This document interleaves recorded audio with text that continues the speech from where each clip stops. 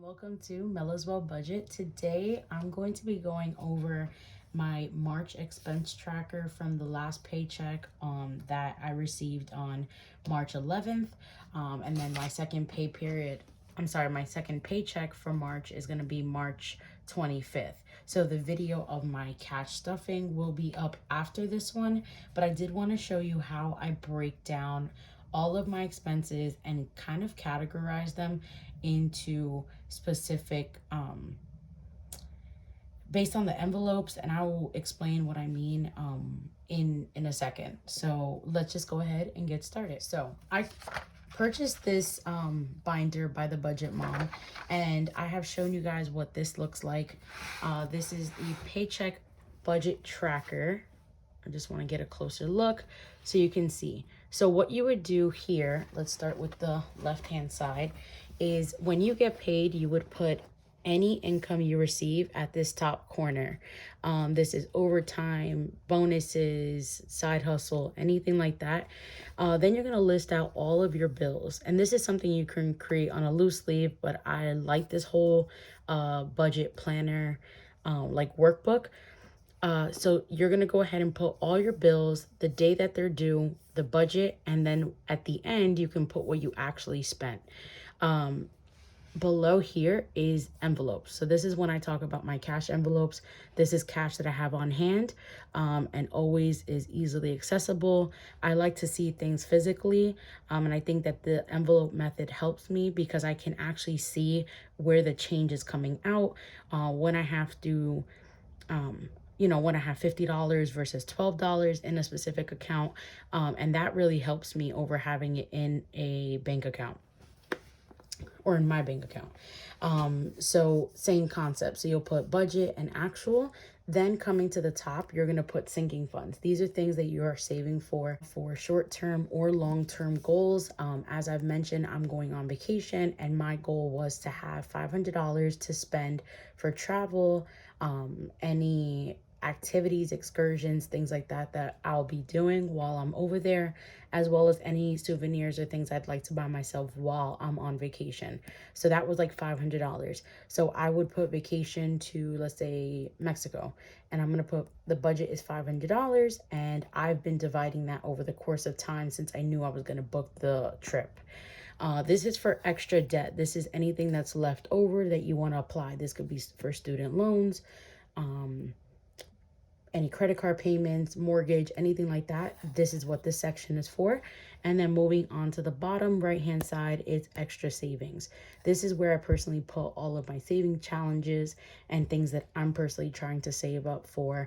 And I like the saving challenges because it makes it just more fun for me. So yeah. And then moving on to the right hand side. So moving on to the right hand side of the workbook, this is the cash envelope breakdown. If you're not someone who does the cash envelope breakdown, this is not really necessary. And I'm only showing this to you in case you don't want to buy this planner or anything like it. You can do this at home as well. So each of these envelopes, when I break down this cash denomination breakdown, is I put in all the things that I want physically cash. So my cell phone bill, I take it out, groceries, transportation, all of my saving challenges, the cash envelopes that I'm stuffing, and I write down every category on this side. And then at this top side where it says cash denomination breakdown, I put ones, fives, tens, 20s, 50s, and 100, and basically how many of each of them I will need. So right before I get paid, I try to do this Wednesday or Thursday because I get paid on a Friday. I try and have this ready so I can bring this bank slip to the teller. And this is what it looks like. And it basically has a breakdown of how many ones, fives, tens, 20s, 50s, 100s you will need. And it makes it easier instead of counting your mind in front of the teller. So that's how I do things. Now, moving on to how I actually track the expenses.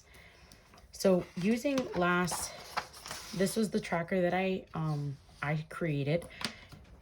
Again, this budget planner is from the Budget Mom. So I'm just using this whole book, and it's helping me to track my expenses. So I purchased these markers and I made these labels myself, and I put them on to categorize, color coordinate what categories were going for each marker. So starting off, we have this blue, and for some privacy purposes, I'm gonna keep it at a far distance, but there's like their first two are dining out.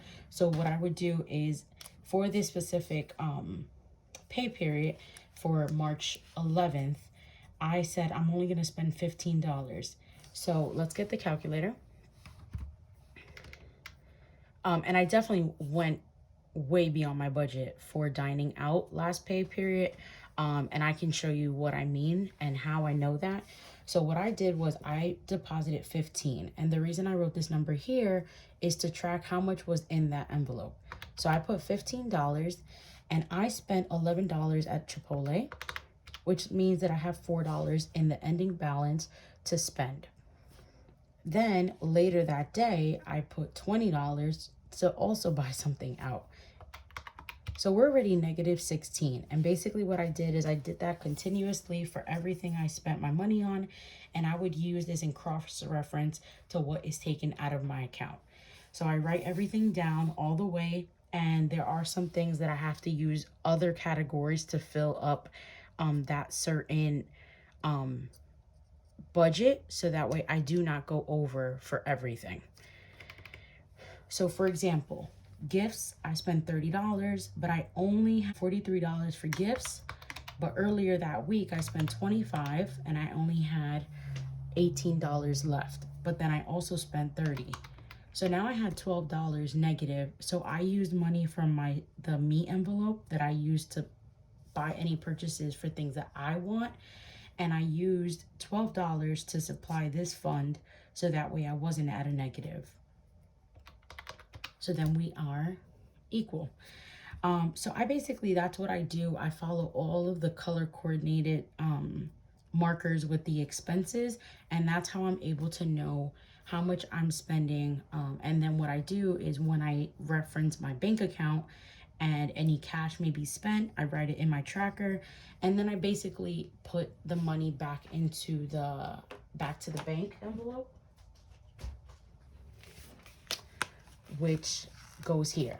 So any money that goes back to the bank, so let's say if I spent money on a cab or a bus pass or something like that, and I put it on my card, I would take the cash that I have located in gas, take it out, and I would put it to the bank in the envelope that says to the bank. So that way I know that I basically have to pay myself back for that.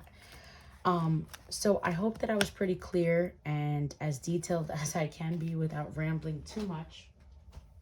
And I hope that this helps. So I'm going to go ahead and update this.